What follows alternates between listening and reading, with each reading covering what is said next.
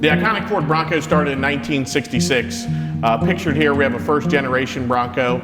It's actually a 1968 that's been fully restored and fully customized over a 5-year project. You want to tell us a little bit more? Yeah, actually, a guy named Ryan Peters, he owned this Bronco, and he actually went and he restored it, and his whole inspiration behind it was actually the Raptor, and he wanted to turn this 68 Bronco into what if SVT did Raptors, back in the day. So, Raptor Broncos. So, actually on this one here, he's actually got a Rouse engine under the hood, which actually gives it's a lot of truck for, it's a lot of power in this truck. So, and then, he lifted the vehicle, and all the electronics, he brought them all up to date.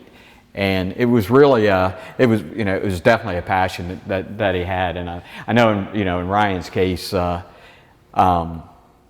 really, from the color to everything else, he just poured his heart and soul into it. Yep, it's a 68 Bronco with a modern feel of today. It's equipped with the Warn winch, custom hood, custom paint job, two-tone leather. As we said, the Roush engine, and of course the 37-inch tires that make this Bronco an absolute beast. This is just one prime example of what the Bronco is capable of, or was capable of, back in the 1960s. So it's exciting to see what's going to happen with the Broncos today.